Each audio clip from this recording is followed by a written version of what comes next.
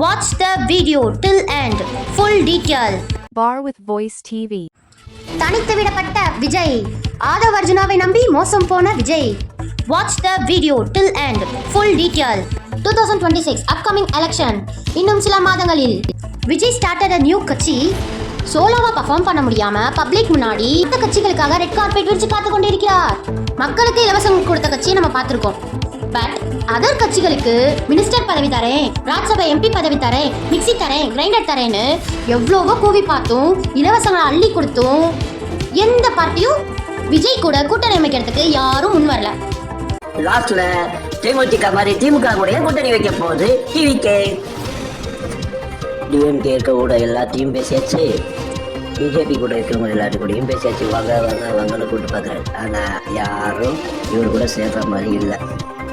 விஜயை வச்சு பயமுறுத்தியே ஏடிஎம்கேயும் காங்கிரஸும் நான் கூட்டணிட்டு அதிக சீட்டு வாங்கிக்கிட்டாங்க.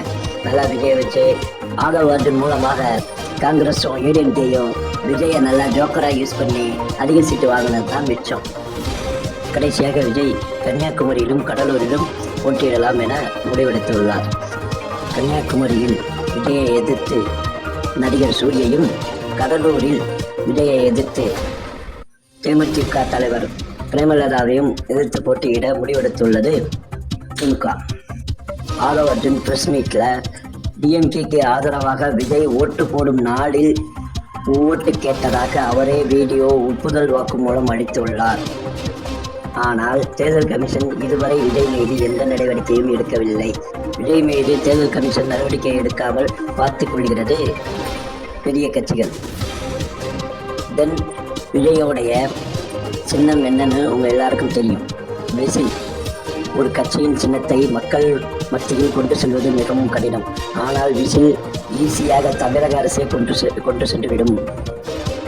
இதை டிஎம்கே ஆட்சியில் இருக்கும் அரசு அதிகாரிகள் யாரும் பஸ்ஸில் இன்னும் அதை தடை செய்யவில்லை. ஏன் பஸ்ஸில் ரிமோட் கண்ட்ரோல் பெல் உபயோகப்படுத்தலாம். மற்ற குப்பை எடுக்கும் வாகனங்களையும் விசிலை யாரும் இன்னும் தடை செய்யவில்லை. ஸ்டாலினுக்கு எதிராக தமிழக அரசு செயல்படுகிறதா? தேர்தல் அதிகாரிகளாவது தடை செய்வார்களா?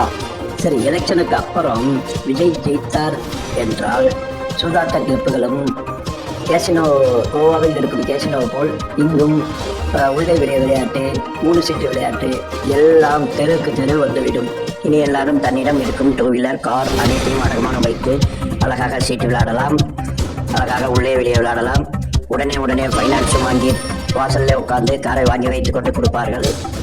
சூதாடப்பட்டும் போதுமா? அடுத்தது அதே போல் லாட்டரி டிக்கெட்டையும் தமிழ்நாட்டில் மீண்டும் கொண்டு வரதான் ஆதவ் அர்ஜுன் குடும்பத்தார் போராடி வருகிறார்கள். அவர்கள் டிவிகேயில் மட்டுமல்ல,